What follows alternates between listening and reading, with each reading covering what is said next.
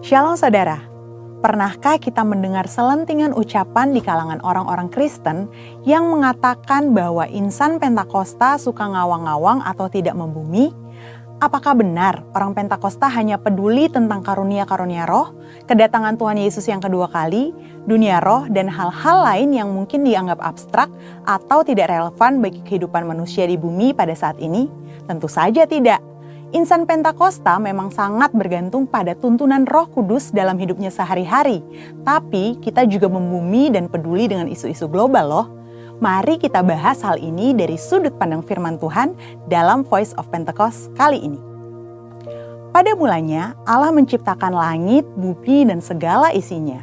Kemudian Allah membentuk manusia dari debu tanah sesuai dengan gambar dan rupanya sendiri. Manusia diberikan perintah untuk menguasai dan memenuhi bumi sambil menikmati persekutuan yang intim dengan Allah. Ini yang dikenal sebagai mandat penciptaan.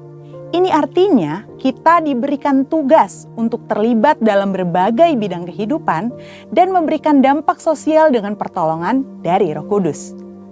Sebagai masyarakat global, tentu insan Pentakosta tidak dapat berpangku tangan saja dan tidak peduli dengan berbagai isu hangat yang sedang berkembang di dunia. Yang pertama, perubahan iklim. Konsensus para ahli menunjukkan bukti terjadinya perubahan iklim yang diakibatkan oleh pemanasan global sebagai dampak dari kelalaian manusia dalam menjaga lingkungannya. Alkitab menuliskan kisah Nuh yang disuruh Tuhan untuk membangun sebuah bahtera yang sangat besar bersama-sama keluarganya demi mempertahankan kelestarian keragaman hayati dari hewan-hewan yang ada. Nah, sebagai insan Pentakosta yang dipimpin Roh Kudus, tentu kita juga perlu menjadi keseimbangan ekosistem yang ada. Bagaimana caranya? Dengan taat kepada berbagai peraturan pemerintah. Yang kedua, isu SARA, suku, agama, ras, dan antar golongan. Seringkali permasalahan yang terkait dengan SARA banyak ditemukan di negara-negara berkembang. Namun, di negara maju juga terjadi berbagai masalah yang berhubungan dengan isu ini. Contohnya, peristiwa demonstrasi Black Lives Matter di Amerika Serikat yang sudah muncul sejak tahun 2013 dan meledak pada tahun 2020. Di Indonesia, isu SARA seringkali dimanfaatkan dalam dunia politik. Seringkali satu pihak menyebut pihak lain dengan berbagai istilah yang sangat tidak pantas. Hal yang disayangkan ialah ada juga sebagian orang-orang Kristen yang terprovokasi dan ikut-ikutan. Nah, apa yang dikatakan Alkitab mengenai isu SARA ini? Rasul Paulus menasihati supaya gereja tidak terbagi-bagi antara golongan Paulus, Apolos, atau Kefas. Seperti yang tertulis dalam 1 Korintus 1 ayat 12-13. Selain itu, dalam Yohanes 17 ayat 21-23, Tuhan Yesus sendiri mendoakan para murid saat di Taman Getsemani supaya mereka menjadi satu. Di sini terlihat bahwa Allah berkenan kepada kesatuan dan bukan perpecahan akibat isu SARA. Di era Pentakosta ketiga ini, Roh Kudus yang dicurahkan secara dahsyat justru akan meruntuhkan berbagai benteng SARA. Dalam kitab Kisah Para Rasul, kita dapat melihat bagaimana Roh Kudus dicurahkan pertama-tama kepada orang-orang Yahudi, tetapi kemudian kepada orang-orang bukan Yahudi.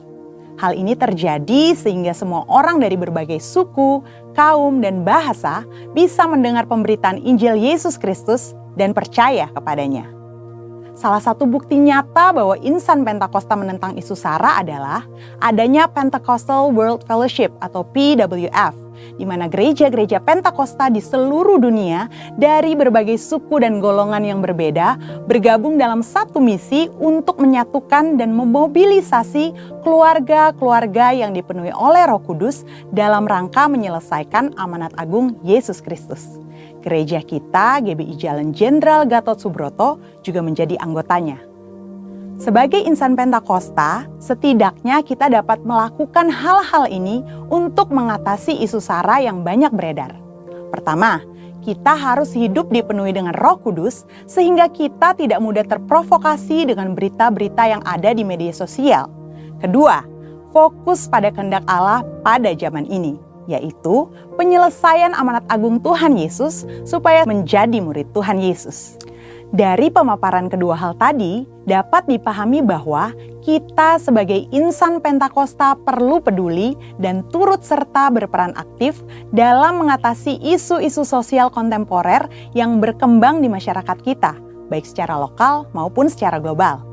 Insan Pentakosta dipanggil Tuhan untuk menjadi garam dan terang yang memberi dampak bagi dunia. Kiranya Roh Kudus memberikan paradigma yang baru dalam memandang dan terlibat dalam penyelesaian isu-isu sosial yang berkembang di masyarakat, dan kuasa untuk kita dapat berkontribusi dalam penyelesaiannya.